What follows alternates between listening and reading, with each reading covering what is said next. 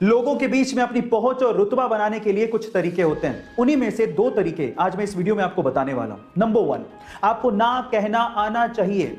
यदि आप हर किसी को हर समय हर किसी काम के लिए हां कह देते हैं तो लोग आपकी इज्जत नहीं करते। लोग उन्हीं की इज्जत करते हैं जिनकी कुछ सीमाएं होती हैं। इसीलिए ना कहना सीखिए। नंबर 2, अगर आप चाहते हैं कि लोग आपकी बात पे ध्यान दें या अपनी बात पर आप उनका ध्यान खींचना चाहते हैं तो अपनी बात को कुछ इस तरह से शुरू करें। मैं ये बात बताना तो नहीं चाहता था, लेकिन गाइस ये दोनों साइकोलॉजिकल फैक्ट आपको कैसे लगे चैट सेक्शन में जरूर लिखिएगा। और ऐसे अमेजिंग वीडियोस के लिए यूट्यूब पे हमारे चैनल को सब्सक्राइब कर लीजिएगा। और अगर आप इंस्टाग्राम पे देख रहे हैं तो मुझे फॉलो करना मत भूलिएगा। मिलते हैं अगली वीडियो में। बचपन से ही म्यूजिक में इंटरेस्ट की वजह से शास्त्रीय संगीत की तालीम उसे तब से ही दी गई। 18 की उम्र में उसने फेम गुरुकुल नामक एक म्यूजिक कंपटीशन में पार्टिसिपेट किया, लेकिन इतनी मेहनत के बावजूद भी वो 6ठे स्थान पर ही रह गया। इसके बाद उसे समझ में आया कि म्यूजिक में उसे और डेप्थ की जरूरत है। अपने सर्वाइवल के लिए उसने मुंबई में कई म्यूजिक कंपोजर्स के अंडर काम किया। फाइनली अपनी मेहनत के चलते बॉलीवुड में उसे अपना पहला ब्रेक फिर मोहब्बत सॉन्ग से मिला। फिर मोहब्बत सॉन्ग तो सबकी जुबान पे चढ़ गया, लेकिन वो सिंगर अभी भी इतना फेमस नहीं हो पाया। लेकिन उसने हार नहीं मानी। फाइनली आशिकी 2 के तुम ही हो सॉन्ग के बाद वो रातों रात सुपरस्टार बन गया। क्योंकि तुम ही हो, अब तुम ही हो, जिंदगी अब तुम ही हो।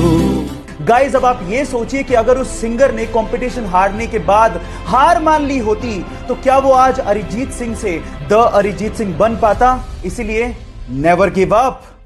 एक 16 साल का लड़का पाकिस्तान के खिलाफ उस वक्त बैटिंग करने के लिए उतरा जब भारत के 22 रन पर 4 मेन खिलाड़ी पवेलियन लौट चुके थे और उस खिलाड़ी के सामने वकार यूनिस जैसा बॉलर बॉलिंग करने के लिए खड़ा था। अचानक से वकार यूनिस का एक बाउंसर उसके नाक पे लगा, वो सीधे नीचे गिरा और उसके नाक से भयंकर खून बहने लगा। फिजियोथेरेपिस्ट ने कहा कि तुम वापस चलो, रिटायर हर्ट हो जाओ, लेकिन उस खिलाड़ी ने कहा मैं खेलेगा। उसके बाद उसने उसी ओवर में 3 बाउंड्रीज मारी और एंड तक नॉट आउट रह के मैच भी बचाया। खिलाड़ियों ने उसका हौसला देखकर कहा कि भले ही इसका कद छोटा है लेकिन भविष्य में नाम बहुत बड़ा करेगा। जी हां, उसका नाम है सचिन रमेश तेंदुलकर। कोरोना की सिचुएशन में बहुत सारी वीडियोस और पिक्चर्स वायरल हो रही हैं और उनमें से कुछ ऐसी वीडियोस और पिक्चर्स हैं जो कि दिल और दिमाग दोनों हिला देती हैं। कुछ ऐसी ही वीडियो उज्जैन से सामने आ रही है। कोरोना के सेकेंड वेव की वजह से मरीजों की संख्या एकदम से बढ़ गई है और उसकी वजह से एम्बुलेंस से लेके ऑक्सीजन के सिलेंडर तक की कमी हो गई है। अब सिस्टम पूरी तरह से लाचार हो चुका है, लेकिन उज्जैन के इब्राहिम ने सिस्टम की लाचारी का रोना ना रोके अपने आप पे विश्वास रखा और अपनी पत्नी की जान बचाई। कैसे, मैं आपको बताता हूं। उसने एम्बुलेंस का इंतजार नहीं किया बल्कि अपने ही ठेले को एम्बुलेंस बनाया, उस पर ऑक्सीजन का सिलेंडर लगाया और अपनी पत्नी को लेकर चल पड़ा और इस तरह से अपनी पत्नी की जान बचाई।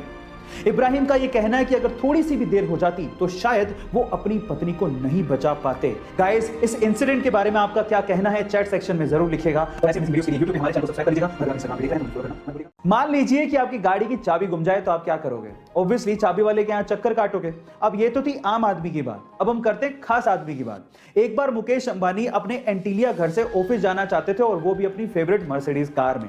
पर जैसे ही पार्किंग पहुंचे और उन्होंने अपनी जेब में हाथ डाला तो मर्सिडीज की चाबी नहीं मिली। पूरे घर में ढूंढ ली, वहां भी नहीं मिली।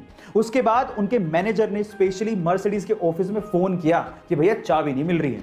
अगले दिन तड़के सुबह 3 बजे एक जर्मनी से हेलीकॉप्टर आया जो कि एंटीलिया के रूफ पे उतरा। एक आदमी नीचे आया, डुप्लीकेट चाबी मुकेश अंबानी जी के मैनेजर को हाथ में दी और उसके बाद वहीं से वापस जर्मनी लौट गया। रुतबा देख रहे हो? गाइस आपको ये सुन के कैसा लगा चैट सेक्शन में जरूर लिखिएगा। और ऐसे अमेजिंग वीडियोस के लिए यूट्यूब पे हमारे चैनल को सब्सक्राइब कर लीजिएगा। और अगर आप इंस्टाग्राम पे देख रहे हैं तो मुझे फॉलो करना मत भूलिएगा। मिलते हैं अगली वीडियो में।